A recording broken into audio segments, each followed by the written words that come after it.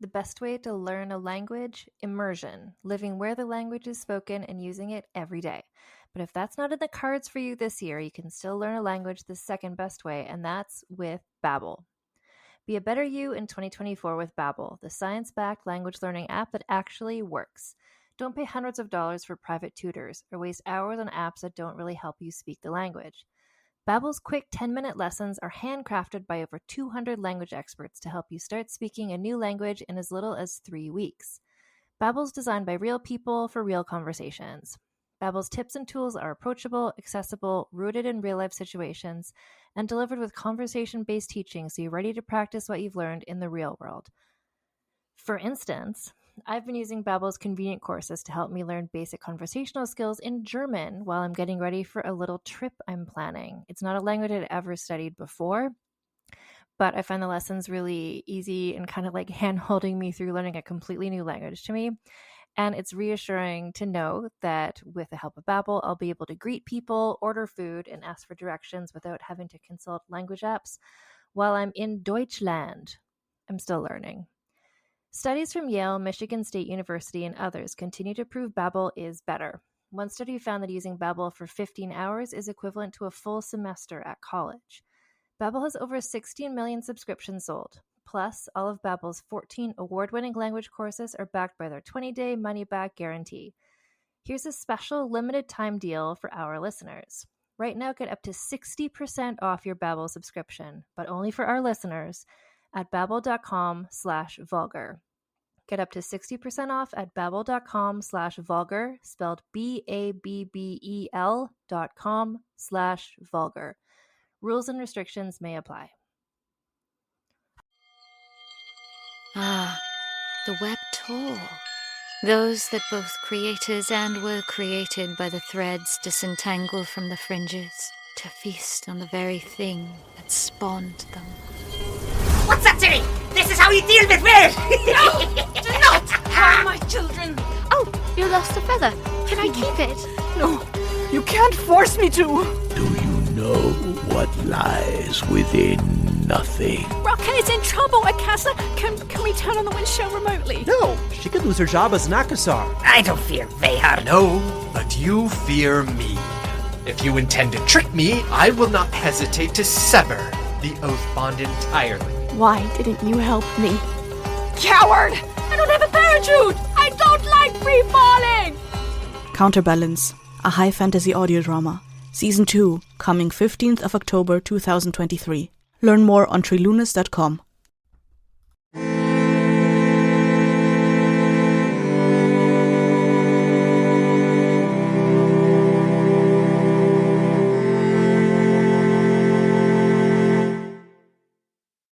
Hello and welcome to Vulgar History, a women's history comedy podcast. My name is Anne Foster. I don't know how well my microphone is picking things up, but my cat Hepburn is here, purring extraordinarily loudly.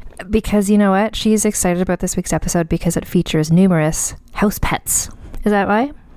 Is that why you're so excited? So this is season 3 of Vulgar History, and the theme for this season has been, and continues to be, How to Lose a Queen in 9 Days, aka the Lady Jane Grey scenario. And what we've been doing is looking at, well, we're in the middle of looking at 9 women/girls, including Jane Grey herself, and looking at how their lives help to explain this weird thing that happened where Jane Grey, 16-year-old girl, kind of became Queen of England for 9 days and then was sent to jail and then was executed. And last time we looked at Lady Jane Grey herself, but the whole Lady Jane Grey scenario did not happen. It was not specifically about her as much as she was an interesting person. The whole situation started with the woman who we talked about in the first episode of this season, Mary Tudor, who is King Henry VIII's youngest sister. She had 2 daughters, Frances and Eleanor, and then Jane Grey was the daughter of Francis. So whoever the oldest child of Francis had been might have wound up in the same situation Lady Jane Grey did.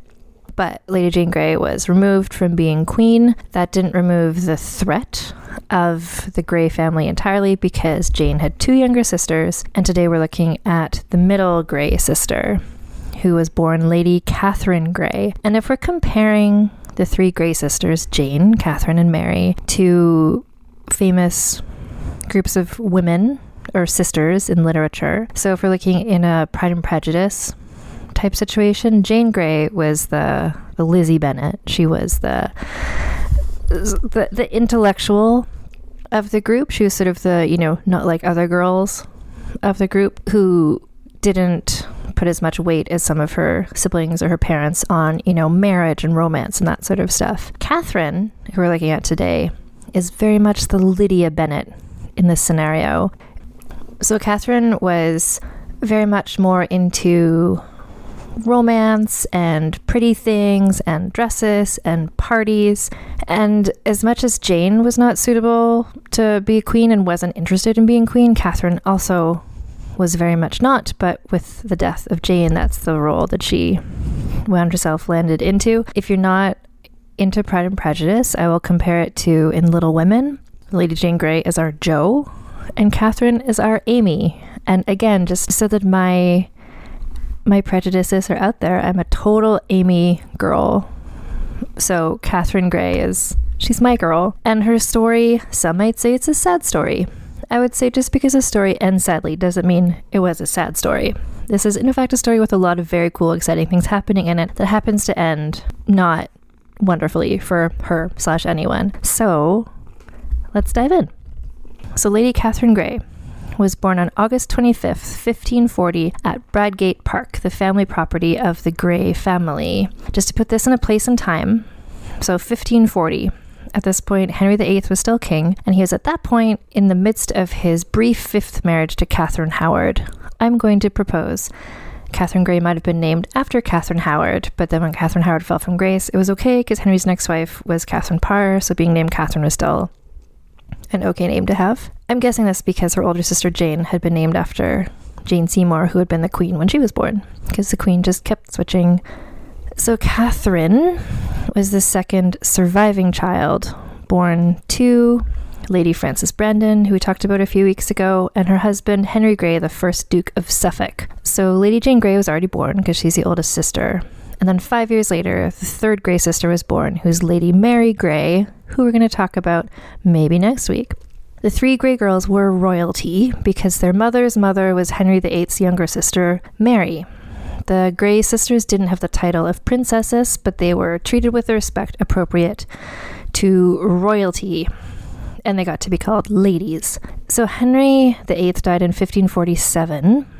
Catherine Grey was 7 years old at the time, and the new king became, as we have talked about 1 million times already before in this podcast, his 9-year-old son, who became King Edward VI.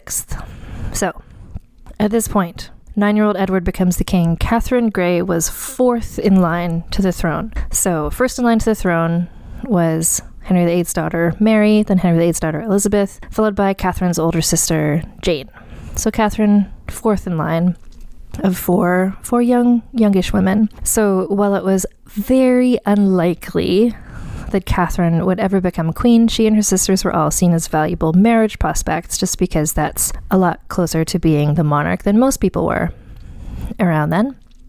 So the girls were all provided with a thorough education, including learning Latin, Greek, French, music, and the arts, and were raised in the Protestant faith, which is what everybody was into at that time, except for the Catholics.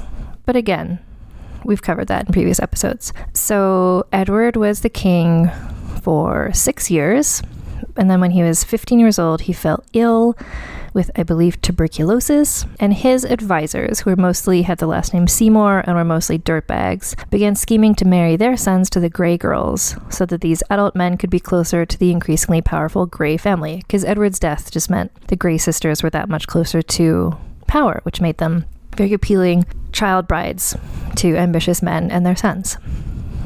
So the thing is that the Greys were Protestant, unlike Mary I, and so this is the John Dudley of it all, where he was thinking like, okay, if I can position Jane to be the next queen, then that's good for me, John Dudley, because I'm gonna figure out a way to make that work best for me. So the whole thing happened with the will. Edward rewrote his will, and he removed his half-sister Mary and Elizabeth from being the heir, making the new queen his cousin, Catherine's older sister, Lady Jane Grey. And until Jane had a child, Catherine would be Jane's heir.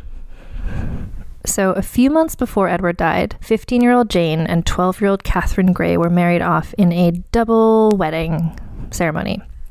Jane's husband was Guildford Dudley, the son of the king's powerful chief minister, John Dudley. Catherine's husband was named Henry, Lord Herbert.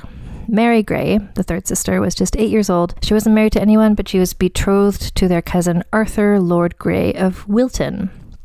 So the double child bride wedding was a huge event with lots of feasting and partying and the whole Tudor style. We talked about an episode about Catherine's mom. Frances liked to throw a party, so I'm sure it was a major event. And even the king, 15-year-old Edward VI, attended the wedding. This is one of the last weddings he attended before he died. At age 15, when he died, Lady Jane Grey was declared the new queen. And this is where, if you haven't listened to the previous episode, hit pause, listen to the whole Jane Grey thing, and then come back here. I'll just give you a sec. So Jane became queen for 9 days and then was executed a year later.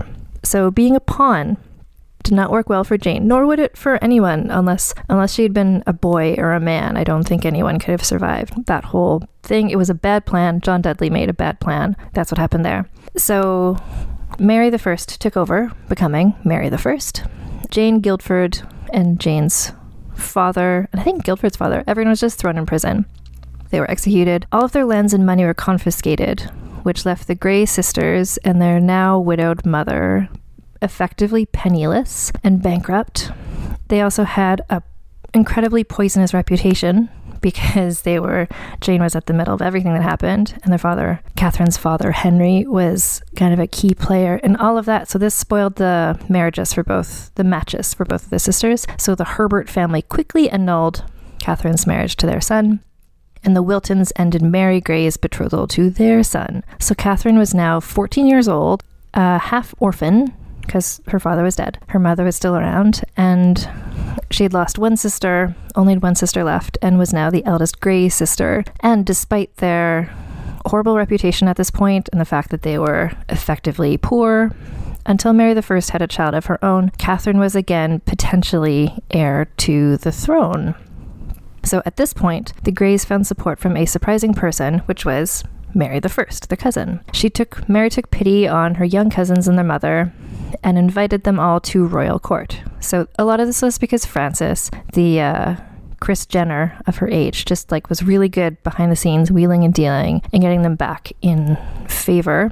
So Frances was still eyed with some suspicion for potentially her role in the Lady Jane Grey situation, but Mary was willing to overlook that to some extent. The Grey sisters and their mother were given precedence at state events, even ahead of Elizabeth. I think this means, when they were walking in, the most important person was first, which would be the Queen. Then the Greys were behind her, and then Elizabeth would be behind them.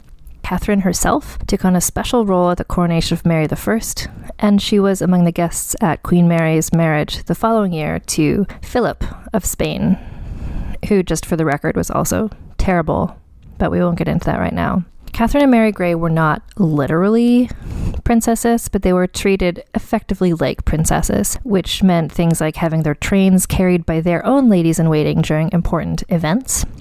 Both sisters were appointed to the role of ladies of the bedchamber, which is kind of the highest position you could get. That means you get to be in the private with the Queen, helping her with her hair and doing her makeup and stuff. So it was having private alone time with the King or the Queen was kind of the most valuable thing you could get.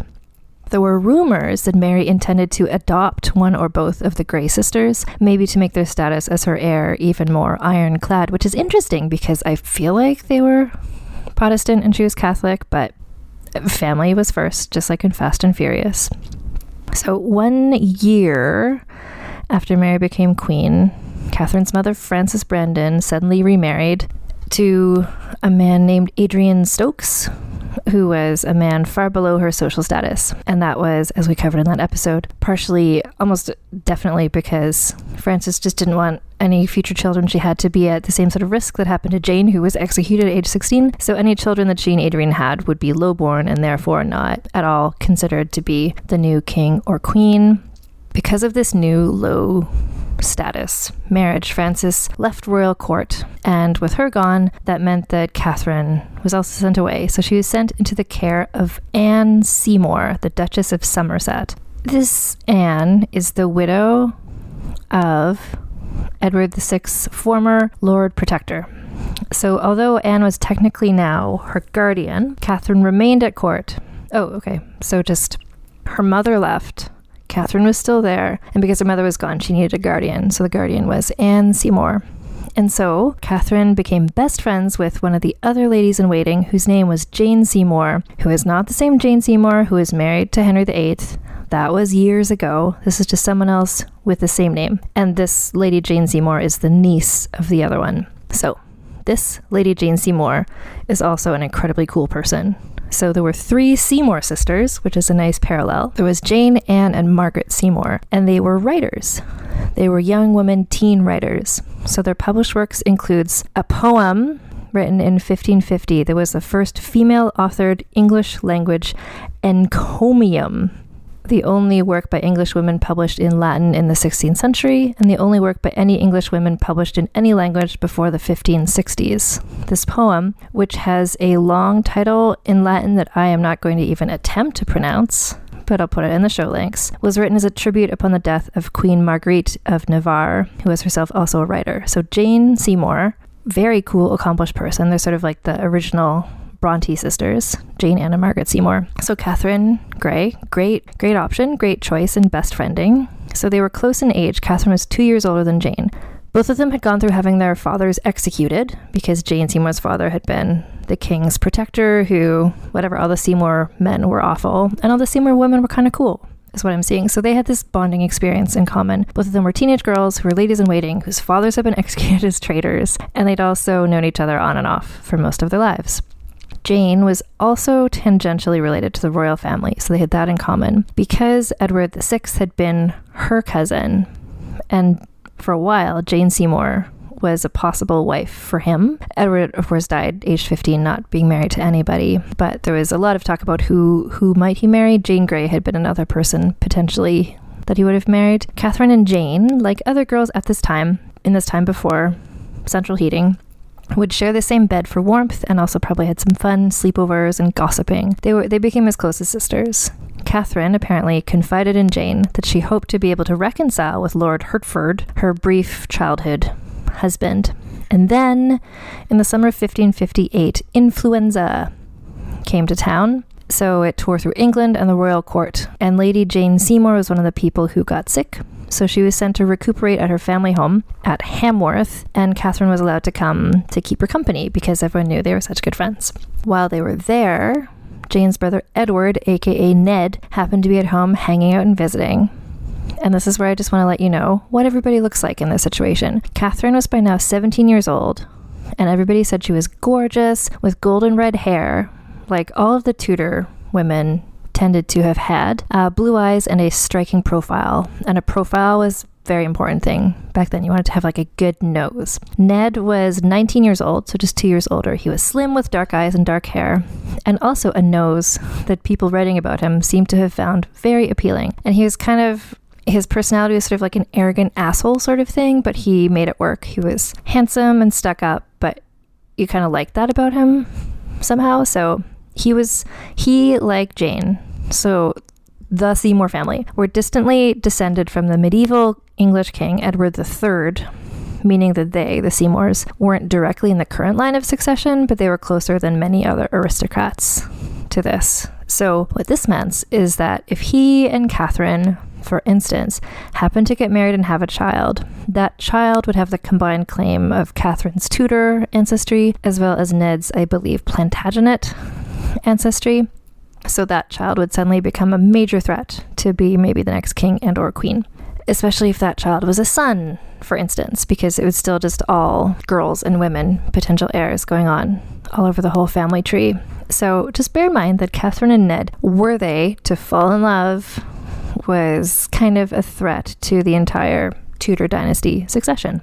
And guess what? They fell in love because they were two hot young teens, and Tudor times, influence was coming through, and they're like, we only live once, etc. So Jane Seymour, like legend status, best friend, She was getting better from influenza, and she helped out by sending secret messages between Katherine and Ned all summer while they all hung out at Hamworth. Ned even brought up the idea of marriage secretly in some of these letters, which is the very idea of these two getting married was very dangerous, but they were young and in love.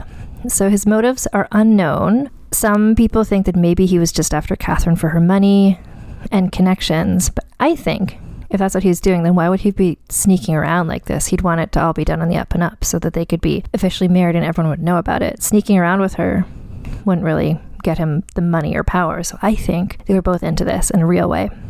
So the thing, though, is that because Katherine is such a close relative to the Queen, she had to get royal permission to marry anybody. And this is also because at this point, too, she's a potential heir to the throne. And there's the whole thing about if a woman becomes queen, like she can be queen, that's fine. But she'll probably get married to a man, and then the man would kind of be in charge of her. So whoever Katherine married was very important because he was potentially going to be the new king. But then Ned's mother / Katherine's guardian, Anne Somerset, found out about this borderline treasonous summer romance and wanted to put a stop to it. And I mean, understandably, Anne had very recently seen a lot of her relatives, like the whole Seymour family, executed very recently. So she was understandably concerned about her son's potentially deadly love match. So she ordered Ned to forget about Katherine, but he was like, is it so wrong for two people who enjoy each other's company to spend time together? It's not an exact quote, but that sort of feeling. And he refused to stop hanging with Katherine. But then summer ended, and so did the influenza epidemic. And Katherine and Jane were sent back to royal court, and it was just like in the musical Grease, their summer dreams ripped at the seams. But I'm sure you suspect this wasn't the end of this ill-advised and dangerous love story, because it was not. Oh, those summer nights. So the thing is that back at royal court, everything was a new kind of chaos. And this is a lot of Katherine's story and a lot of what happens to her. She was able to do because everybody was busy paying attention to other stuff and not worrying much about her. So what was happening right now is that Queen Mary I had also fallen ill during the same influenza epidemic, and she had a lot of ongoing chronic health issues, and she also had a habit of religiously fasting too much, like starving herself, which I think probably didn't help very much. And everyone kind of saw like, oh, she seems to be dying. So there wasn't an opportunity for Katherine and Ned to talk to her and be like, hey, can we get permission to get married? And then sure enough, Queen Mary I died that November. So Katherine, as one of the Queen's ladies in waiting, helped to lay out Mary's body for embalming. And then Katherine was also one of the ladies in waiting who took turns standing 24-hour watch in the chapel where Mary's corpse was set out for months before the funeral, which Katherine also attended. And so the Queen had died without children. So her successor was her younger sister, who became Queen Elizabeth I. And people keep like falling away, like Tudor women dominoes. And Lady Katherine Grey was now next in line to the throne because all of the other contenders were all dead. So while Mary had been nice to the Greys and had elevated Katherine to the role of Lady of the Bedchamber, Elizabeth was a lot more, I don't want to say paranoid, but it's kind of like paranoid, but for good reasons. Because Elizabeth she'd been through some shit, so she had good reasons to not trust anybody. For starters, the Grey family still had a pretty bad reputation because the whole Lady Jane Grey scenario / Katherine's father being involved in acts of rebellion and being executed. Elizabeth also knew that her own claim to the throne at this point, like put yourself in the shoes of like this just happened. She's 25 years old. She's kind of the third queen in a row. It hasn't yet been proven that England could even have a queen, that was going to be okay. A lot of people still consider Elizabeth illegitimate. So there's still a lot of factions that she like rightfully would have worried were gonna usurp the throne from her. So that includes some people who felt that Katherine should be the queen instead of her. And this was based on the whole Elizabeth being sort of illegitimate thing / people who felt that the Grey family, there was not the illegitimate part. So anyway, people didn't want Elizabeth to be queen. Lady Jane Grey by this point was already seen as a martyr, partly because her final letter had been published shortly after her death as propaganda. And in this letter, Jane had identified Katherine as her spiritual and political heir. So that kind of put a target on Katherine to begin with. So everybody assumed, though, that Elizabeth was going to get married and have her own children pretty soon. So, like, who would her heir be? It's like, well, probably, the son that we assume that she will have. Elizabeth didn't know at this point that Catherine and Ned had this secret love connection going on. So as far as anybody knew, Elizabeth and Catherine were both young, unmarried women, and therefore very valuable prospects to marry. And as soon as either of them had a child, specifically a son, that would kind of tip the scales to make more people support her above the other one. Like, Elizabeth was the queen, but Catherine, if she got married, had a son, it wouldn't take much for people to back her and kick out Elizabeth. But also, real talk, Elizabeth was, and I love Elizabeth, she's my girl. If you see the avatar for this entire podcast, it's my face on a portrait of Queen Elizabeth. Like, she was a mess, and I love studying her. So Elizabeth was insecure, vain, and jealous, kind of like the evil queen in Snow White, in the sense of, even though she was just 25, she saw any younger, prettier woman as a personal threat to her. Like, she had to be the most beautiful, special, smart woman in any situation. And Catherine, who was related to her, also had red hair, seems to have been literally a younger, prettier version of Elizabeth. Like, people would say how pretty Catherine was, and people would just be like, Elizabeth... Well, everyone said she was good looking because she was the queen and she made them say that, but I think Catherine was, like, softer and girlier, and Elizabeth was jealous of her. So in a sort of Cinderella moment where Catherine and Mary Grey had been treated basically like princesses, Elizabeth downgraded them both. So instead of being gentlewomen of the Privy Chamber, they were moved over to what was called the Presence Chamber, which is just where the less important ladies in waiting would go, so they would not have any alone time with the queen ever. They weren't given any preferential treatment at Elizabeth's coronation. This was Elizabeth's way of making clear to everybody who saw them that she did not trust the Greys, she had not forgotten the Lady Jane Grey scenario, and potentially didn't even actually consider Catherine her own heir. So she's just kind of sending out these signals to everybody like, Katherine Grey does not matter, she's not important, don't be good to her. But, of course, the thing is that Elizabeth herself, everybody quickly figured out, didn't want to get married anytime soon because she was in love with her married boyfriend, Robert Dudley, the son of John Dudley, who had engineered the Lady Jane Grey scenario. So another person who had a father killed as a traitor. That was just a thing a lot of people had in common at this point. So just a brief pause moment about Robert Dudley. So he was also Catherine Grey's former brother-in-law, because his brother Guildford had been married to and then executed alongside Catherine's sister, Lady Jane Grey. So Robert and Catherine and Elizabeth and Ned had all known each other for years. It was like, they were like the cool young teens. It was Tudor court, the next generation. They were just like high school, like Riverdale, but with more people wearing pantaloons and corsets and more murders happening. Actually, no, similar amount of murders as happens on Riverdale. So Elizabeth publicly said, guess what? I'm not going to get married to anybody. I won't tell you why. And everyone's like, it's because she's in love with a married man. This is kind of weird. But with her saying, like, I'm not going to marry anyone. I'm married to England. So this is just like, because of the ongoing crisis of who's going to be the heir, her privy councilors / everybody was like, okay, we need to sort this out because we can't have these ongoing wild Jane Grey scenario crises happening. Like, it needs to be clear who is going to inherit from who and when and how. So with Elizabeth clearly not planning to have a child anytime soon, Catherine again began to seem like the potential next queen. This bothered Elizabeth a lot, which is like fair, but also she did this to herself by saying she's not going to get married, and it's not really Catherine's fault. It's sort of just what Catherine represented. Catherine, however, this became personal. Catherine was aware of how Elizabeth felt. Apparently, Catherine complained to the Spanish ambassador more than once about how she felt the queen was sidelining her and being mean to her. Apparently, one day Catherine even yelled at Elizabeth in the presence chamber, or possibly just like rolled her eyes or something, but everyone was like, ooh, that's unseemly. So there's kind of a Catherine versus Elizabeth rivalry going on.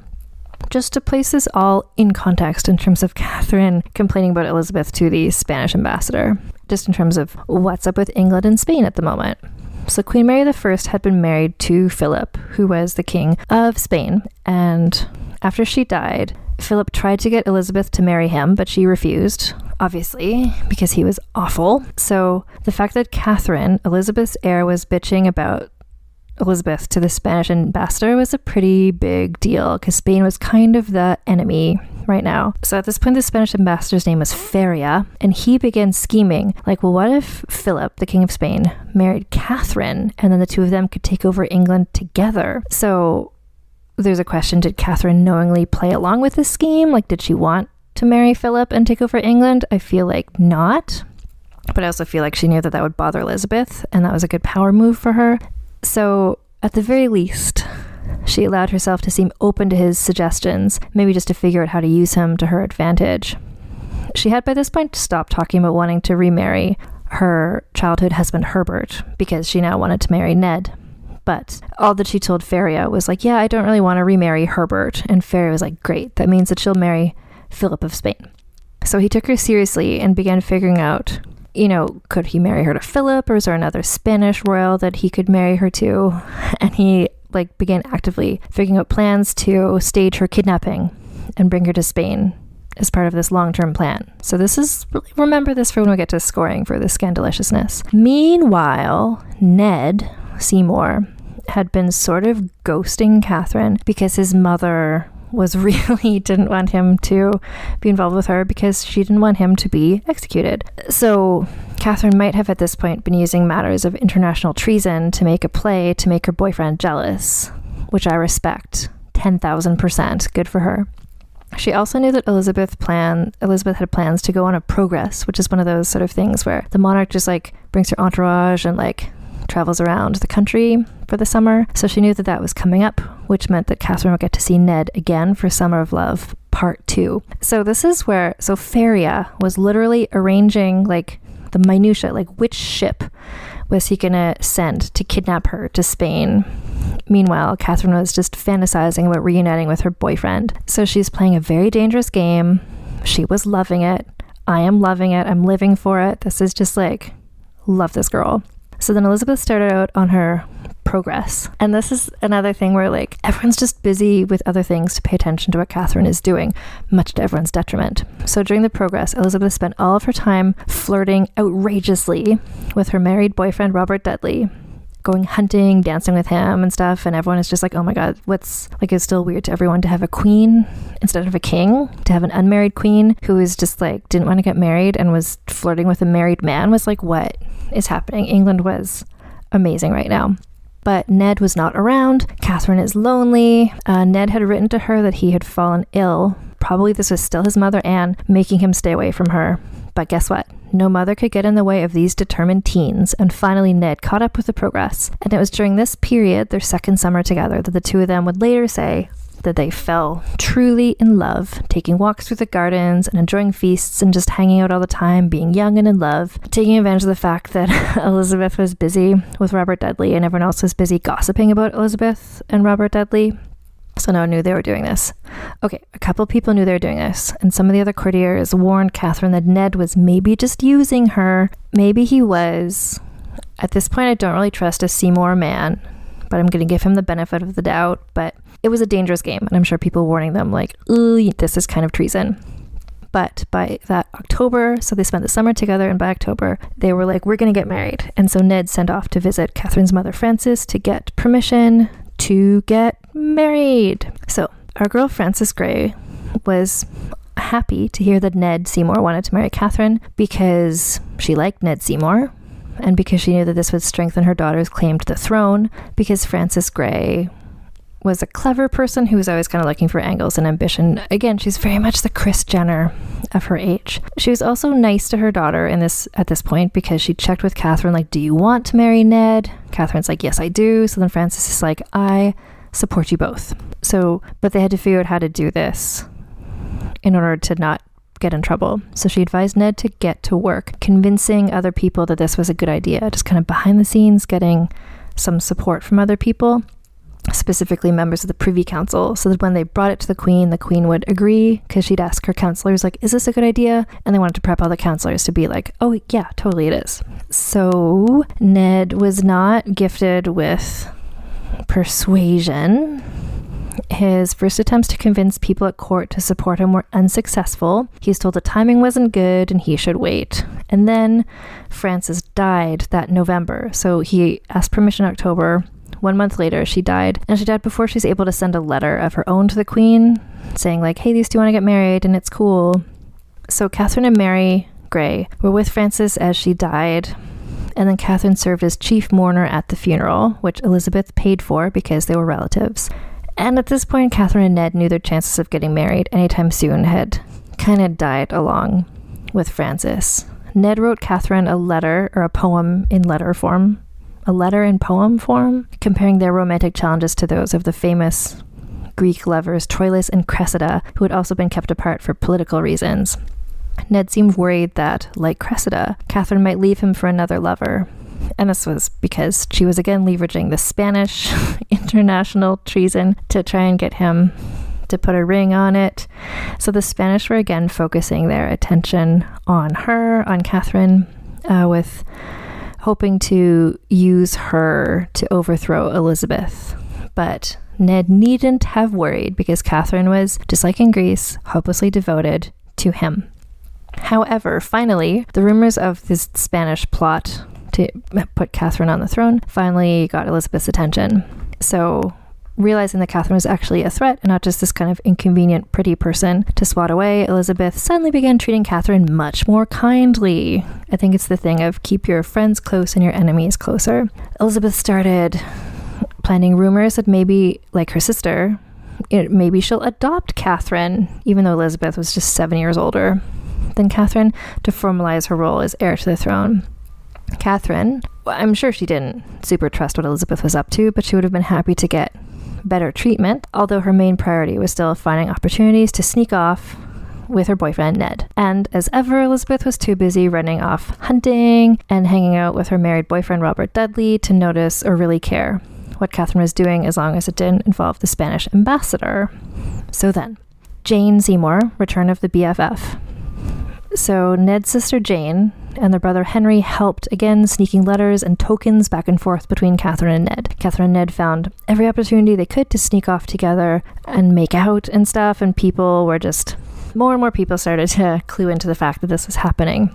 But still, Elizabeth's behavior with Robert Dudley was still so much more scandalous that the Katherine and Ned stuff never really took off as the big gossip of the day. This point is around when Robert Dudley's wife was potentially murdered, potentially by him, after she fell down a flight of 8 stairs, which is like a really short flight of stairs to break your neck from falling down. So there were rumors at this point that Robert Dudley had killed his wife, that maybe Elizabeth had gotten him to kill his wife. There's just a lot of major scandals happening that really took the heat off of Katherine and Ned.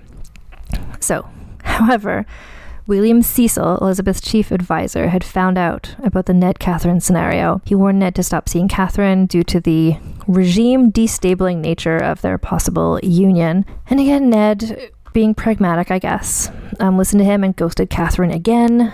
So Katherine became frantic. There were rumors that he'd been flirting with another woman. And then at the end of the day, Ned just couldn't quit her either. So Ned wrote to her, proposing marriage, and Katherine obviously agreed without anyone around to ask for the blessings. Well, her mother wasn't around. His mother wasn't going to bless it. They couldn't ask the Queen. So this was a secret, sexy elopement situation. So what they did is they snuck off into Jane's private room. So again, Jane, Ned's sister, Katherine's BFF, and Jane was the witness to their formal betrothal. Katherine and Ned agreed they would get married at his home in London as soon as she was able to sneak away from the Queen. Ned gave Katherine a ring, and the betrothal was made official with a joining of hands and apparently an awful lot of hugging and kissing. But Katherine couldn't just run off at any time to get secretly married. She had to be clever about it. But with the help of championship level BFF, Lady Jane Seymour, they figured out a strategy. So they got to London with a whole entourage, and Elizabeth was like, I'm going off for a hunting trip with Robert Dudley, and I need all my ladies in waiting to come along with me. And Katherine was like, oh no, I can't, I have a toothache. And because it was the 16th century, everyone's like, ooh, that's true, because there's not toothpaste yet. And so that was an okay excuse. And Jane offered to stay behind to keep her company, and Elizabeth is like, you do you. And she headed off with the other ladies in waiting, leaving Katherine and Jane unobserved. And so Ned had been there for dinner that night, and he was like, okay, just come by my house first thing tomorrow morning. So the next morning, Ned gave all of his servants the day off so they wouldn't see what he was up to. Katherine and Jane snuck out of the palace and made their way on foot along the River Thames to Ned's house. At this point, it's late November, and I don't live in England, but I feel like that's like a pretty cold situation to be walking along the River Thames in late November. But this is what they were doing, so they were probably super cold. Ned greeted them at his house, where a few servants on their way out for their day off also witnessed them arriving. Ned's like, don't worry about it, no big deal, no secret weddings happening here, but they need to get a priest. So Jane ran out into the street.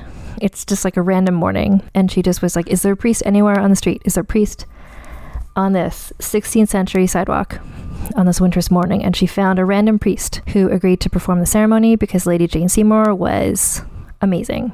So the random priest who they had found was, I think, one of the Protestants had all kind of like fled England during the reign of Mary, but then Elizabeth was there, so the Protestants kind of came back. This is the whole Catherine Willoughby episode. We talked about that a bit. So the identity of the priest becomes important later, but he was probably someone who was just briefly in London before he went on somewhere else. So the random priest performed the wedding ceremony for them in Jane's bedroom. And as part of the ceremony, Ned gave Katherine a puzzle ring, which, side note, let's bring that back. I love a puzzle ring moment. And the puzzle ring was engraved with a poem he had written for her that went, quote, as circles 5 by art compact show but one ring in sight, so trust uniteth faithful minds with knot of secret might, whose force to break but greedy death no wight possesseth power. As time and sequels well shall prove, my ring can say no more. Jane paid the priest £10, which in today's money is $5,000 US, which was way more than the priest probably would have ever expected to be paid for a secret elopement in a bedroom. And then Jane had some banqueting meats prepared for them to eat, but Katherine and Ned were just like, we just need to like have sex right now, so bye. So Jane left the room and they consummated their marriage all night long. Katherine was by now 20 years old. Ned was 22. They apparently had sex for hours. And then finally Katherine had to go because she and Jane had to be back at the palace for dinner. The servants in Ned's house were back by this point, and they all knew at least there was a bunch of sex happening upstairs. And Ned kissed his wife goodbye, and she and Jane had to go. So now they were secretly married, and Katherine and Ned went on to have sex when and wherever they could, in whatever palaces they got to be with the queen, whenever they got a moment to themselves. Jane, just like, again, championship level best friending here. She helped them meet up, she helped them exchange letters, and Katherine's servants quickly learned that when Ned showed up, they just should politely leave the room. They were never able to spend a whole night together, but they clearly glowed with such love and adoration for each other that everybody eventually started to figure out that they were at least sleeping together. No one at this point other than Jane and the random priest, though, knew that they were literally married to each other. William Cecil, Elizabeth's minister, again, didn't like these two being together. He did not know they were married. And so to protect Elizabeth, he arranged for Ned to go on an extended holiday to Europe. Now, at this point, it becomes clear that Ned is not great at communicating with Katherine because he didn't tell her that he was going to go on this trip to Europe, because she wound up hearing about it from Jane, his sister, her BFF. And Katherine was like, I'm sorry, you're going on holiday, but what if, for instance, it turns out I'm pregnant and you're not here, and to help me out with how mad Elizabeth is going to be and how much trouble we're going to be in. And Ned was like, are you pregnant? Because if you're pregnant, I'll stay. And she's like, I don't know if I'm pregnant. And then apparently did she not know? He got so annoyed with her not knowing that he wound up going to Europe. And tragically, so just when she needed her best friend the most, Lady Jane Seymour fell ill again, this time with tuberculosis. And then she died, just 19 years old, on March 29th, 1560. She goes down in the Championship Best Friends Hall of Fame for sure. And not only was this a terrible loss for Katherine, the loss of her dear friend, but also Jane was the only witness to their wedding because nobody knew the name of the random priest or how to find him. So Ned really wanted to go to Europe. Katherine truly did not know if she was pregnant or not, and or maybe was in somewhat denial, knowing how much trouble she would be in if she was pregnant. And so finally they agreed that he could go, but he left her a letter that said, effective, it was sort of like a will, sort of, in case something happened to him. So it's a letter that kind of said, like, if anything happens to me, please note that I am married to Katherine and she should inherit my lands because she is my wife. But then in a horrible Romeo and Juliet level misunderstanding mix-up, she lost this letter, and it turns out she was, in fact, totally pregnant, and he was by then gone in Europe. She kept the pregnancy hidden for as long as possible, because what else could she do? This was a pretty scary situation to be in. Not just the being pregnant in 16th century of it all, but also the secret marriage, Jane being dead, so there's no witnesses, and the whole Elizabeth probably being really mad about it all. So she kept the pregnancy secret and or was in denial about it. Because, as we talked about before, this baby had a very strong claim to be the next king or queen of England, both from her Tudor grandmother and then also from Ned's royal ancestry. And if the baby was a son, then all bets are off, because this would be the first boy potential ruler in the entire family tree, that all the candidates were all women and girls. And people who wanted to replace Elizabeth would love to have this baby boy as a new option. So it was a pretty scary situation. And once Katherine finally accepted/realized that she was pregnant, she wrote numerous letters to Ned in France, begging him to come back, but none of the letters reached him. Potentially, this is my theory, because she, I guess, addressed them all to my beloved husband instead of using his name. But the marriage was secret, so how were the messengers supposed to know who to deliver the letters to? Once Jane leaves the story, there's just not a trusted courier to get these letters back and forth, and it just all gets kind of catastrophic.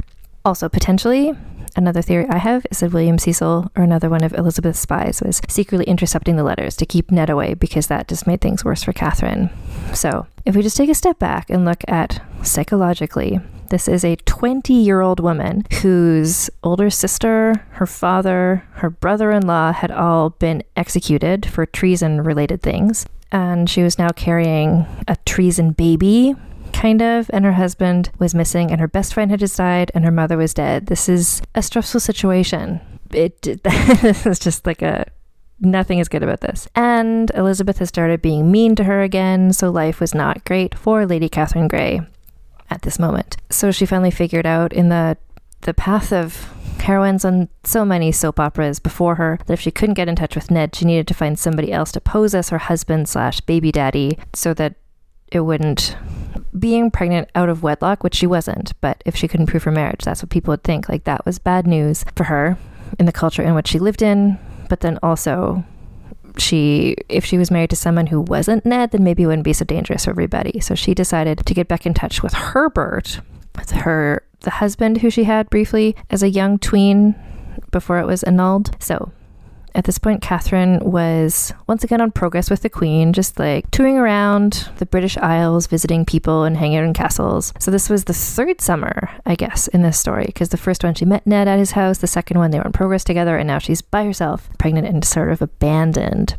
So she exchanged letters with Herbert while on progress, and he was actually pleased to hear from her, because the Grey family, they got annulled because of the whole treason thing, but because of Katherine's mother's work, the Greys were not so toxic anymore. So he was like, this is great. So glad to hear from you after all this time. And she was like, so our marriage from childhood is basically still valid, right? It was really annulled, we're basically married. And he's like, oh, sure, yeah, that's a nice idea. And he began to formally court her. But then he found out that she was pregnant, and he knew that babies don't gestate for 10 years. Ergo, he was obviously not the father of this baby, and so he called things off because her motives were so obvious and so distasteful to him. To which I say, Herbert, God damn it. He could have saved the day, but he did not, and that sucks for her and everybody. So Katherine, at this point, 8 months pregnant, continued traveling on as a lady in waiting, and everybody surely must have noticed she was pregnant. At this point, one would assume it was just getting more visibly obvious.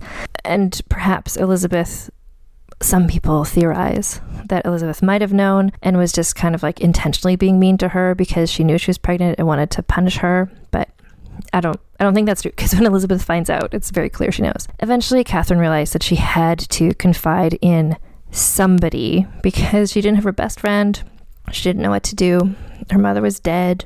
Her older sister was dead. So looking around, she considered her options, and eventually she decided to confide in her childhood friend, Elizabeth St. Lo, who was the sister-in-law of Catherine's friend, Bess of Hardwicke. So some records of this say that it was Bess of Hardwicke that Catherine confided in, because at this point, Bess of Hardwicke's real name was Elizabeth, and she was at this point married to a man whose last name was St. Lo. So Bess of Hardwicke was aka Elizabeth St. Lo, but that's not who Catherine talked to. She talked to Bess of Hardwicke's sister-in-law, Elizabeth St. Lo.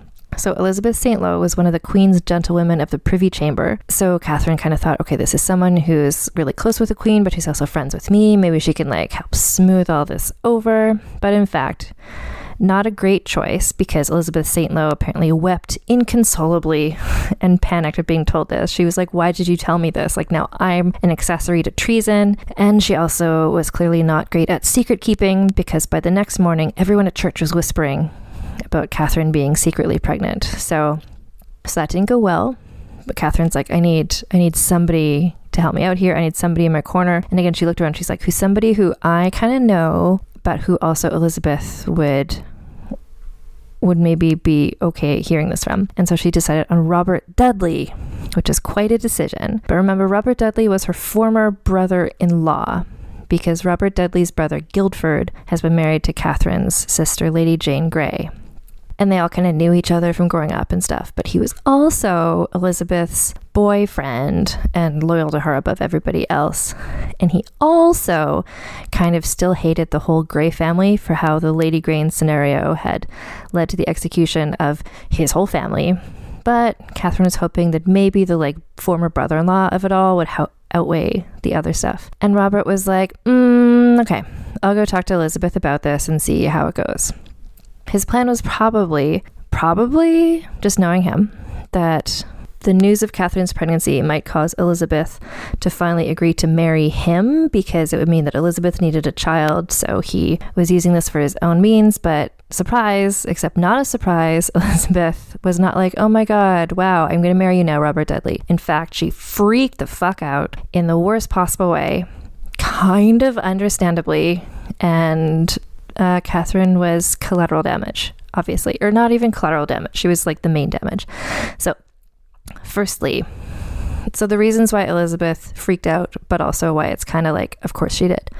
First of all, she's the Queen, and all of her ladies in waiting had to get her permission to marry anyone. Secondly, Catherine was Elizabeth's heir and a possible future queen and a royal, so she couldn't just marry anyone. But for her to marry Ned, a man with his own claim to the throne, would thereby mean that the Catherine Ned baby would have a stronger claim to be king or queen than literally anyone else in England.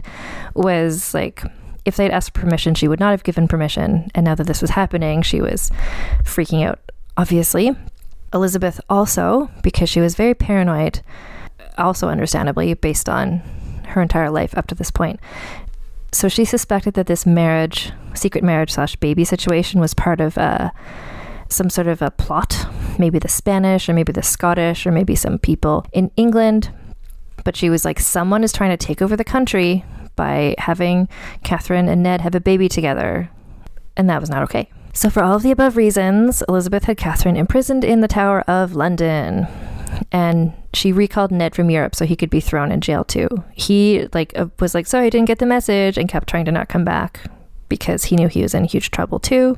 Elizabeth also had Elizabeth St. Lo dismissed from her duties in the Privy Chamber, and she was sent to the Tower of London for ultimately 6 months for not telling the Queen about this secret. So, I mean, frankly, Elizabeth St. Lo did that to herself. She learned the secret and then didn't tell the Queen, so then she should have told the Queen. Should she have? I don't know. That's collateral damage, Elizabeth St. Lo. So again, Elizabeth and basically everyone assumed that this was part of a more complex political strategy than just two young, horny people falling in love. Because it had to have been that, like, they were all playing this 4-dimensional chess all the time, when actually the story is so much more straightforward than that. But they were like, there must be some sort of secret angle to this, because everybody, literally everybody, was constantly scheming, and Katherine's pregnancy with a potential new heir was a majorly serious political move by accident, because it wasn't a political move. It was just her falling in love with the wrong guy. It wasn't a scheme, but when everyone is scheming, they can't wrap their heads around that sometimes a 20-year-old woman marries her true love and gets pregnant. So Katherine, by now, all this chaos happens. She's now 9 months pregnant, and she was subjected to interrogation in the Tower of London, where they tried to get her to implicate other people in this quote-unquote scheme of, like, asterisk. There's no scheme. Like, it's a very straightforward thing that happened. And out of all of this, like, the compounding of the trauma, so she's now being held in the same place where her sister and father had been jailed and then executed. But like her sister, she behaved very bravely. She had a strong, stubborn streak, and she refused to be intimidated. Meanwhile, Ned's mother, remember her, she distanced herself from his wildness, quote unquote, even as he was being finally dragged back to England from his European holiday for his own interrogations. Rumors were flying that the young couple would be executed, and he and his mother, in her way, were doing their best damage control to try and at least not get killed. When he arrived at the Tower, he arranged to have flowers sent to Katherine, and he sought to find out from his jailers how she was doing, so that's nice. The historian Leanda de Lisle, from whom I got a lot of this information from her excellent book, she hypothesizes he was also at this point working to ensure that his and Katherine's testimony would line up. So he wanted to get to talk to her to make sure that their stories would match, so they would maybe not be executed, because then, as long as their marriage was recognized, their child would be considered legitimate, and presumably they would not be killed. So he came back. He had some schemes. And the legitimacy of Katherine and Ned's baby was the most important thing going on right now. Because if Katherine and Ned's marriage was declared legitimate, which would be tricky, what with Jane Seymour being dead and nobody knowing the name of the random priest. But if their marriage was found to be legitimate, that meant their baby was also legitimate, and that would make the baby an incredibly dangerous threat to the queen, especially if it's a boy. So it's like, if the marriage is found legitimate, the baby is a threat. But if their marriage is found to not be legitimate, then they would both be guilty of illegal fornication, and then they might be in more trouble themselves. So it's kind of like, it's not quite lose-lose, but it's like not two great options. So Katherine and Ned's only defense against charges of illegal fornication were to explain that yes, they actually were married, and so the fact she was pregnant was not a problem. Only one side could win. The marriage would either be legally recognized and the baby then a threat, or the marriage would not be legally recognized, and then they were just like fornicators. So Katherine, still having obviously we're going to guess a miserable time, being 9 months pregnant and having to undergo days-long interrogations in the jail in which her sister was executed.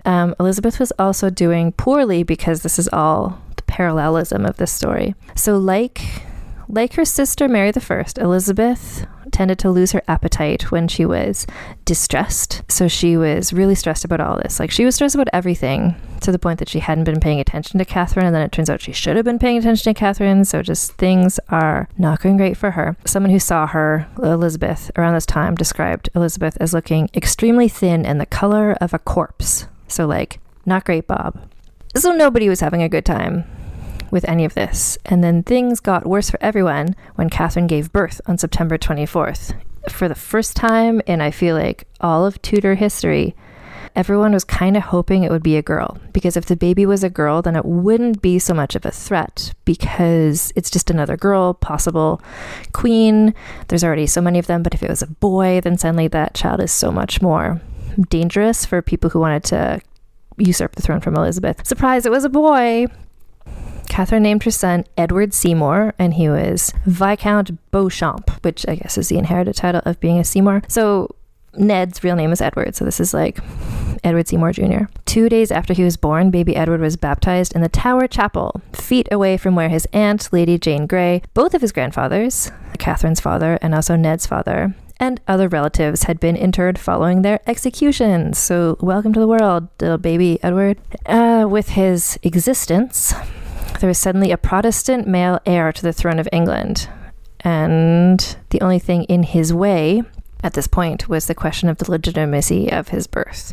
So Elizabeth, Robert Dudley, literally everybody was running around scheming and freaking out, and Catherine just kind of was recovering from childbirth. She was moved to live within the mansion of the Tower's lieutenant. So instead of like being the Tower itself, she got to live in the Tower of London's lieutenant's house.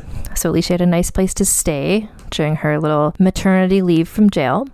They were being kind to her, and she was able to keep her pet spaniels and monkeys with her.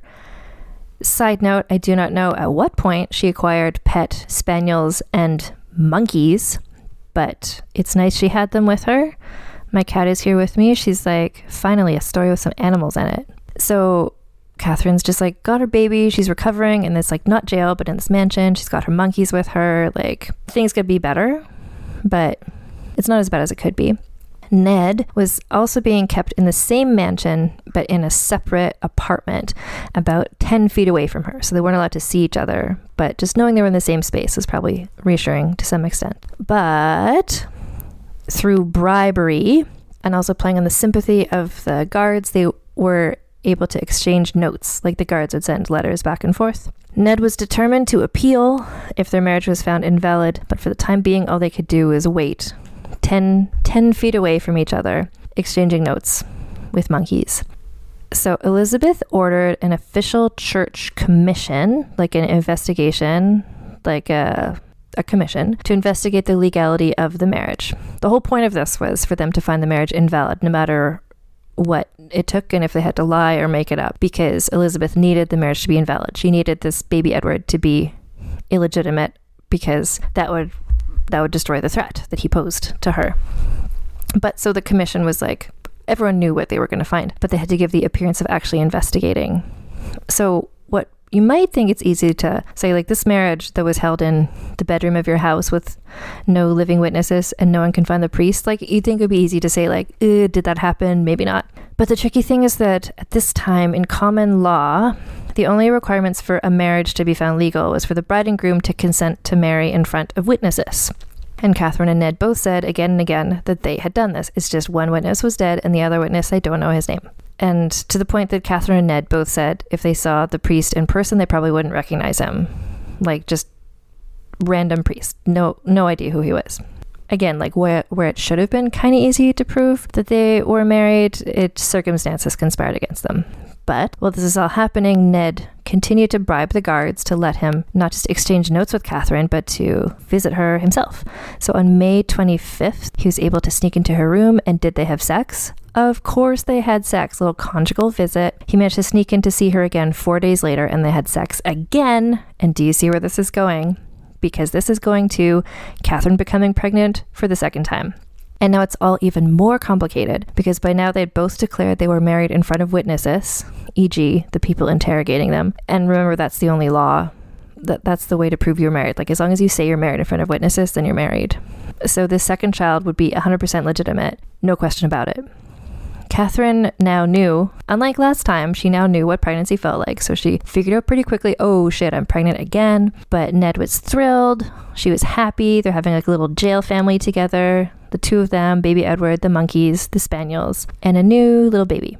Meanwhile, Elizabeth had other problems to deal with. Her life is just non-stop, really, in a lot of ways. So Elizabeth's issues with Mary Queen of Scots at this point were taking up much of her attention. And then Elizabeth came down with smallpox, which, if you want to know about how gruesome and deadly that was, I have a mini episode. Meanwhile, Elizabeth's issues with Mary Queen of Scots were taking up a lot of her attention. And then she came down with smallpox. And if you want to know more about smallpox, go back a few episodes in your feed. I did a special pandemic mini episode about smallpox. It is a pretty awful disease. So everyone was like, ugh, it sucks you're so sick, Your Majesty, but also, like, could you name an heir? Is Mary Queen of Scots your heir? Or is it Katherine Grey?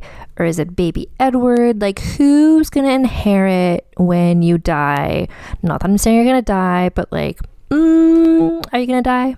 And Elizabeth was like, I won't tell you who my heir is because I refuse to die. And she was right. She did not die at that point.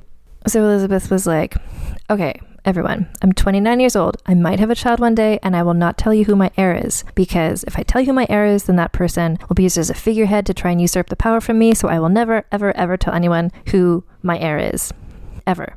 And her privy councilors were like, but what if we told you that, guess what? Katherine Grey, the person who you sent to jail for getting pregnant, is pregnant again in jail. And Elizabeth is just like, are you fucking kidding me? Oh my God. So she was incredibly upset about all of this for all the reasons we've gone through. And also just like, she was under a lot of stress, Elizabeth, at this point. But also because she had thrown Katherine and Ned in jail for fornicating, and then they, like, while in jail, continued to fornicate, which is just like, you know, a little disrespectful of her, maybe, she would think. So she had the lieutenant of the Tower thrown in jail because it was his house that they were living in when they had sex, and Katherine got pregnant. Katherine and Ned were brought in for new interrogations, but not even Elizabeth could stop nature from taking its course. And so on February 10th, Katherine gave birth to a second child who was, guess what? Another son who she named Thomas Seymour. So Elizabeth was freaking out, obviously, about these two little babies. Like the first one who was like maybe technically illegitimate, sort of, but the second one, it's like was legitimate and had this claim to the throne. And so Elizabeth is freaking out. Meanwhile, public opinion was very much on the side of the young lovers because, of course it was. This is an incredibly romantic love story. And if not for the political angle, everyone knew that those two would have been considered married in the first place. Like, the whole thing was bullshit, and everyone kind of knew it was kind of bullshit, and they supported these two young people against the unmarried queen. Elizabeth wouldn't allow a priest to attend the baptism of baby Thomas, but two of the prison guards agreed to stand up as his godparents because the jailers were totally shipping Katherine and Ned. And this story has like a lot of like little sweet moments like that. Anyway, Elizabeth is just like, okay, I have to do something about this. Not just like the fact that these two boys are potential rivals to me, even though they're literally babies, but also because public opinion is turning towards Katherine and against me. The more people sided with Katherine, the more likely it was that these supporters might try to depose Elizabeth. So it wasn't possible to declare Thomas illegitimate, but Elizabeth did what she could. She put Ned publicly on trial for seducing a virgin of the blood royal, which is, frankly, a great charge name and makes me think of vampires. I'll just say it again. Again, the charge was seducing a virgin of the blood royal. And then Ned was also put on trial for conspiring with the lieutenant to get to see Katherine, even though he was in jail. And then he was also charged for sneaking out of his jail cell, which he pretty indisputably did because he had sex with Katherine. Ned was found guilty on all three charges, and he was fined £5,000 for each crime. So £15,000 total. So I put that into a currency converter. So remember how Jane Seymour paid the random priest £10, and that was the equivalent of 5,000 modern day US dollars.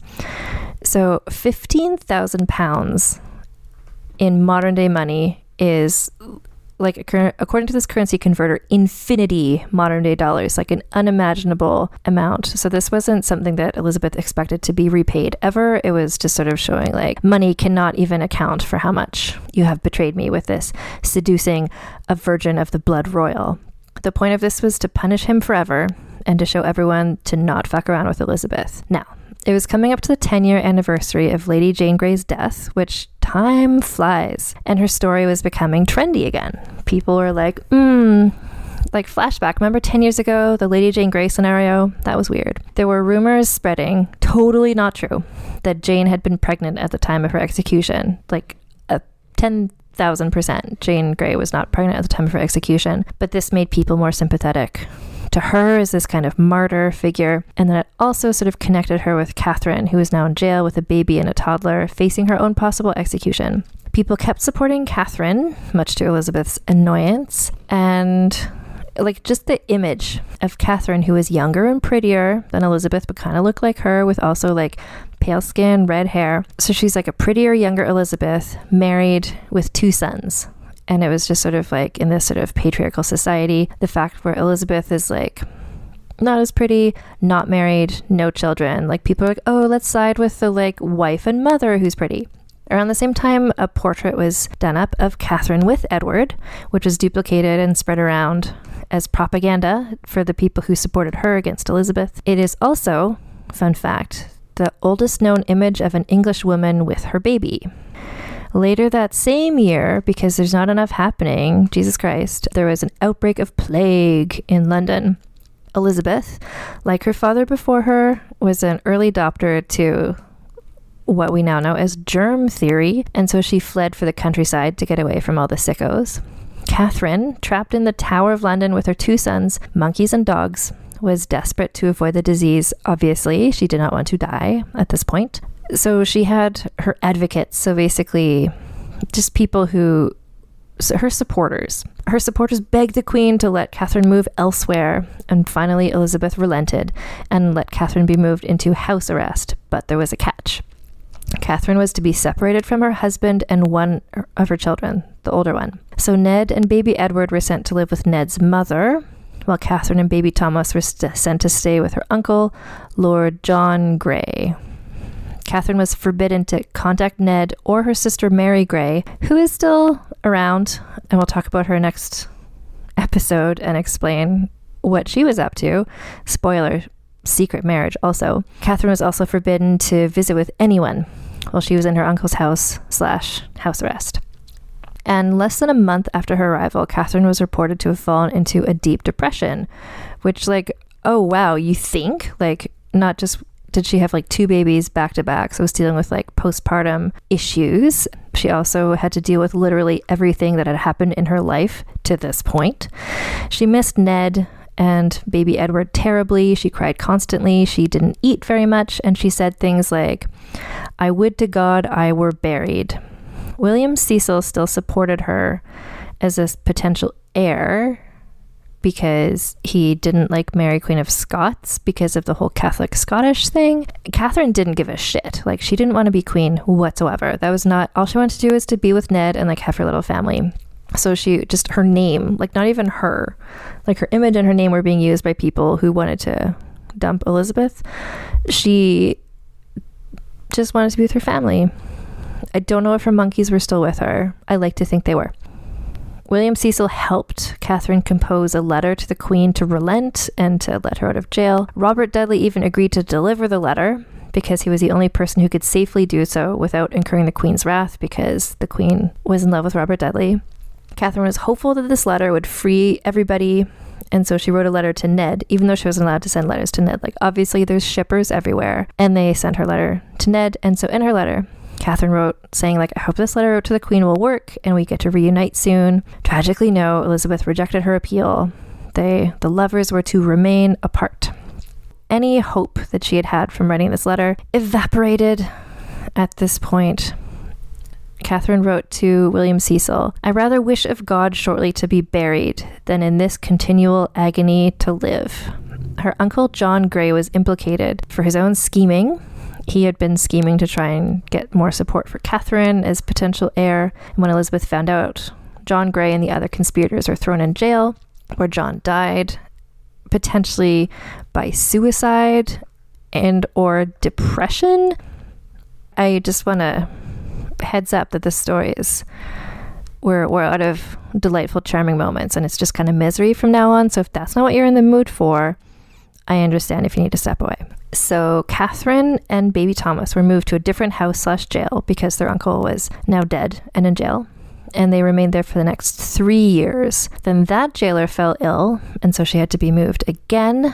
She continued, though, to communicate via secret letters with Ned, who replied to her letters with gifts and tokens. Then, in 1566, Mary, Queen of Scots, gave birth to a son. This now meant that Catherine was no longer the only Tudor heiress married with a son, and Mary, Queen of Scots, being already a literal queen, had much more power than the depressed, imprisoned Catherine. And actually, Elizabeth secretly kind of preferred Mary, Queen of Scots to be her heir because she was a queen, you know, queens support queens, etc. So Elizabeth was working at this point to try to protect Mary, Queen of Scots, while simultaneously punishing Catherine and Mary Grey. Again, next week I'll explain what Mary Grey was being punished for. Mary, Queen of Scots having the son was kind of not good news for Catherine, but also not bad news for Catherine, just kind of like complicated everything else. Anyway, but then the whole thing happened where Mary, Queen of Scots' husband, Lord Darnley, was found murdered, and his house was exploded. And it looked like Mary, Queen of Scots, had conspired to murder him. And I'm glossing over this just because I'm probably going to do like a 12-part new season at some point, just getting into the Mary Queen of Scots saga. But effectively what this means is that Mary Queen of Scots suddenly seemed like not a great option to be the next Queen of England because she seems to have exploded her husband. So Catherine's supporters, she still had supporters, even though she didn't want them. She was just like being sad and lonely all the time. There were people who wanted her to be queen just because they didn't like Elizabeth. So her supporters, they spread the rumor that Mary was in fact responsible for the murder explosion. And Elizabeth was unable to continue protecting her, even though secretly she liked her best. Meanwhile, Catherine herself, she posed no threats. Like, she was this not doing great medically / psychologically speaking young woman in her mid-20s. She was not about to like raise an army against Elizabeth. But people working in her name were threatening to Elizabeth because everyone was threatening to Elizabeth. That's just what her life was like. So, to keep Catherine from becoming a figurehead to these rebels, Elizabeth instructed Catherine's jailers not to let her interact with anybody. So, like, great, like, let's just keep this depressed woman even more isolated. So Catherine was moved again. At this point, it was her 5th prison in 7 years. When her new jailer saw her for the first time, he was shocked at how poorly she looked. She was pale and thin, shoulders bowed, not a hint of her former vitality or it-girl status. The various descriptions of her throughout this period sound like someone describing somebody who has been dealing with depression for a long period of time. Catherine had low energy. She ate very little, and she spoke constantly about wanting to die. Again, you might want to step away from this podcast because, yeah. So on January 26, 1568, a doctor was sent for, and he found there was little to be done for Catherine, who seemed to have starved herself and would no longer eat. Catherine recited prayers and had psalms read to her. The household servants surrounded her, one encouraging to her that she could yet live a long life, and Catherine said, quote, no life in this world, but in the world to come I hope to live ever, for here is nothing but misery, and there is life everlasting. After several hours, Catherine passed along her final requests. She asked for a message to be sent to the Queen, begging forgiveness for marrying without permission. She also asked the Queen to be good to her 2 sons and to Ned. Catherine then asked that Ned be sent tokens, I guess a return of some of the tokens he had sent to her. She wanted him to have returned the ring he gave to her upon their betrothal, her wedding ring, and a 3rd memento mori ring. The memento mori ring had been engraved with a message for Ned that says, while I lived, yours. Catherine's final words were, Lord Jesus, receive my spirit. She then closed her own eyes with her hands, and her death was recorded at 9 o'clock that morning. She was just 28 years old. So after this, her son Thomas, her second son, was now 4 years old. He was moved to live with his father, Ned, and Catherine's older son, Edward, who is by now 6 years old. Queen Elizabeth ordered Catherine's final jailer to oversee the interment and burial of Catherine. She was buried in a chapel in Yoxford, which is near where she had been staying, where she died, rather than in Westminster Abbey, as her mother and other royal relatives had been, and this is partially because Elizabeth wanted to downplay Catherine's importance. She didn't want her to become like Lady Jane Grey, like another figurehead, because now her sons were still around. Like, she just didn't want to remind anyone that Catherine was royal at all. But still, she was a woman of the blood royal. Certain protocols had to be adhered to, just as had been done for Mary I. Catherine's body was embalmed and set out for a round-the-clock vigil watched over by servants. 77 official mourners were dispatched from London, who arrived with an impressive entourage. Elizabeth, to no one's surprise, did not attend the event, but apparently she unconvincingly pretended to be sad back at home, and nobody bought her act, obviously. Catherine's death was a relief to her. The Spanish ambassador noted that the Queen had long been afraid of Lady Katherine Grey. 2 years after Catherine's death, Ned was freed from house arrest. He would go on to marry twice more, weirdly both of them still secret elopements, and he wound up back in prison once more because he just couldn't not elope secretly. Throughout his life, he worked to try and have his sons Edward and Thomas restored to the royal succession, but they never were.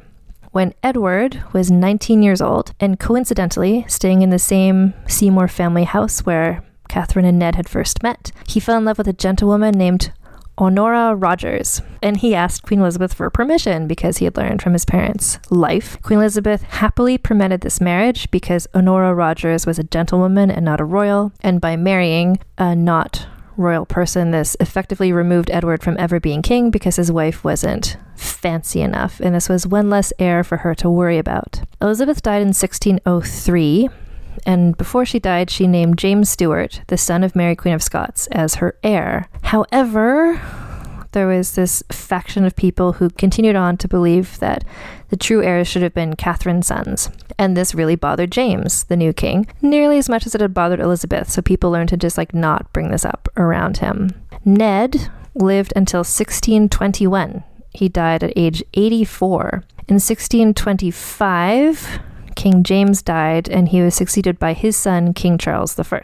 By this point, so many years had passed, Charles didn't really care about the whole Katherine Grey scenario, meaning that finally her descendants were able to have her remains reinterred next to Ned in Salisbury Cathedral, so their joint tomb can still be viewed.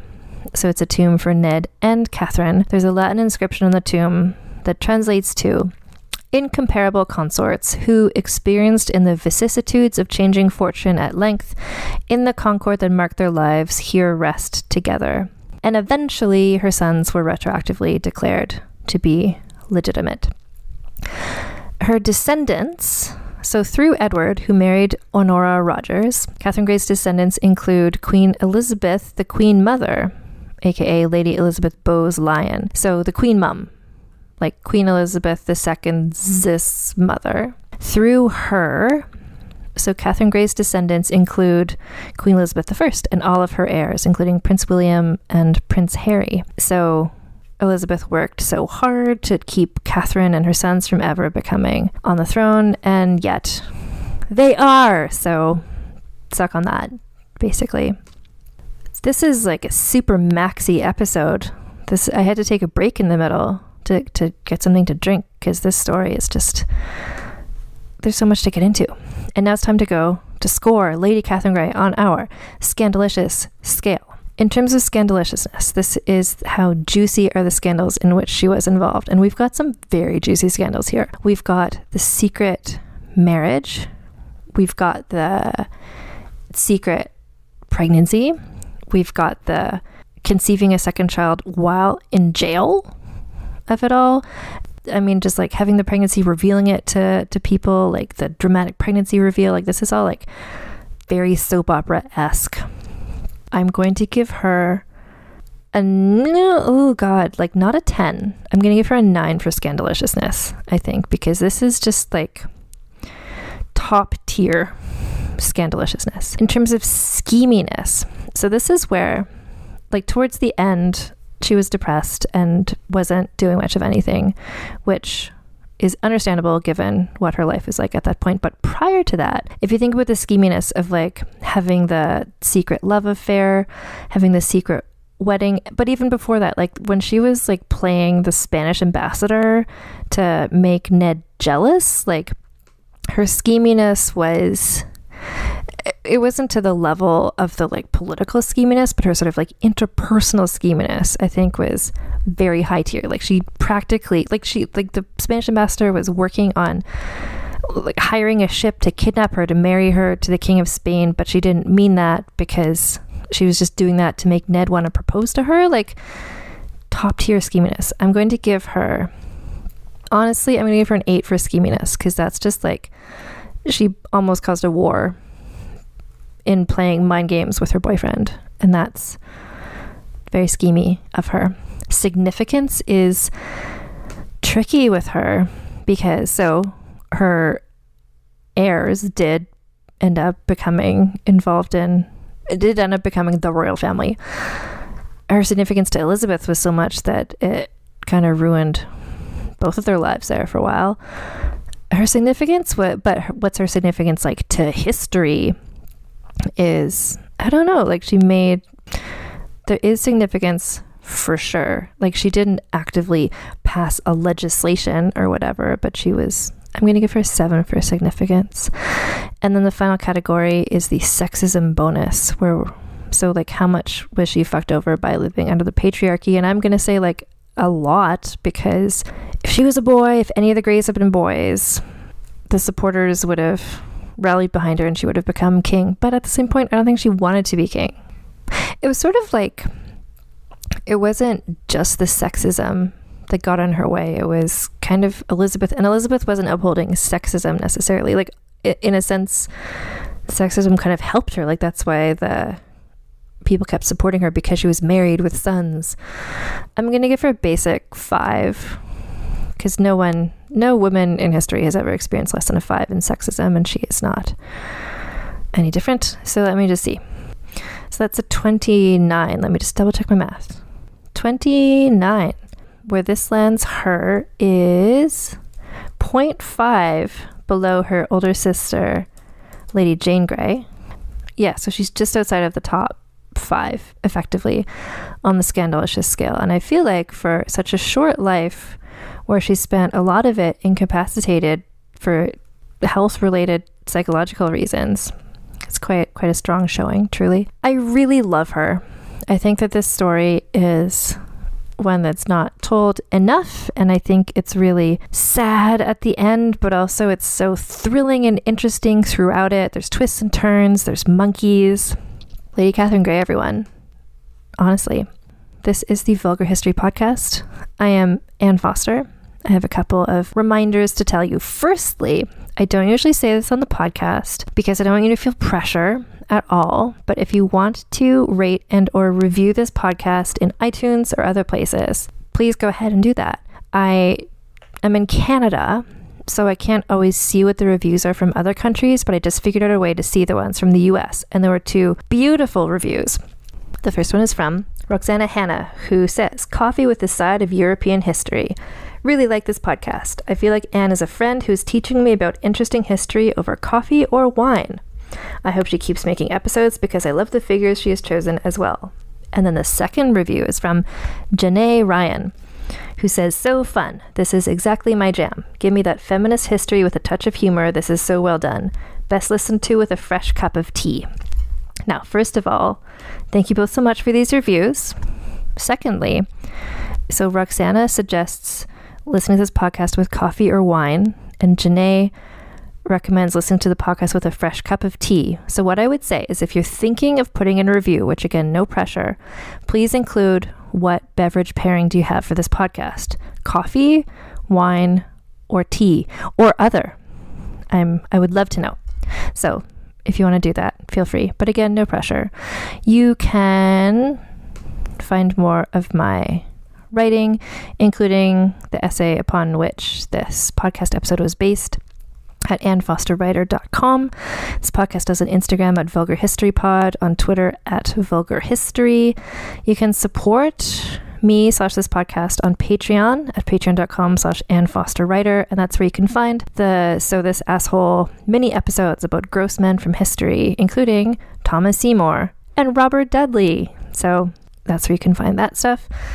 Also, there's a merch store. All these links are in the show notes too. So at teespring.com/stores/vulgar history. I've got shirts up there. There's at least one per each episode this season, celebrating the various women we're looking at in this weird 9-episode Jane Grey situation. And I keep a list at bookshop.org, and that link is in the show notes as well. Vulgar History Recommends. So all the books that I have referred to on this podcast ever are all listed there, so you can find them. And if you want to buy them, that will support local independent bookstores. So like in the memory of Lady Jane Grey, an unsung woman writer of history, support some bookstores. That is the longest episode I've ever done. Thank you for going on this wild journey with me. Take care. Keep your masks on, tits out, and I'll talk to you next time.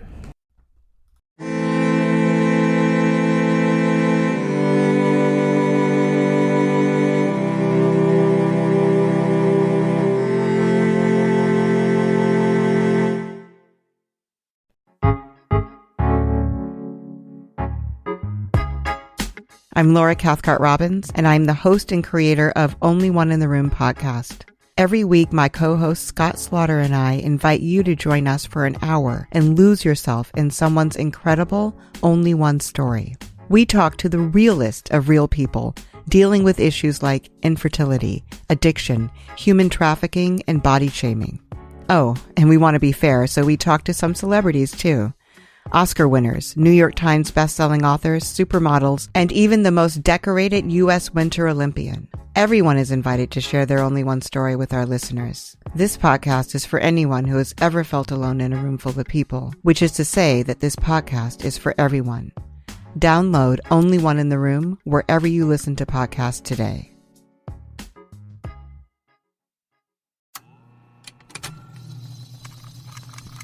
Contained herein are the heresies of Radolf Buntwine, erstwhile monk turned traveling medical investigator. Join me as I study the secrets of the divine plagues and uncover the blasphemous truth that ours is not a loving God, and we are not its favored children. The heresies of Radolf Buntwine, wherever podcasts are available. I'm Brennan Storr. I'm Paul Bestall. We're the Ghost Story Guys. And every 2 weeks, we explore first-person stories of encounters with the paranormal from all around the world. Then we have some fun reacting to those stories. We like to say our goal is to scare the hell out of you, then make you laugh. Belief in the paranormal is not required. All you need is a love of great storytelling and curiosity about the world around you. Subscribe to the Ghost Story Guys now on your favorite podcatcher to hear episodes like High Strangeness in Chicago, The Mystery of Missing Time, and The Haunting of Vietnam, along with dozens of others. We've talked about mythical bridges, doppelgangers, haunted seaside towns, and so much more. Remember that story about the guy who was trapped inside a dream and something was hunting him? That was upsetting. Yes it was. Want us to help ruin your sleep? Come find the Ghost Story Guys on Apple Podcasts, Spotify, and everywhere else fine podcasts live, or at ghoststoryguys.com.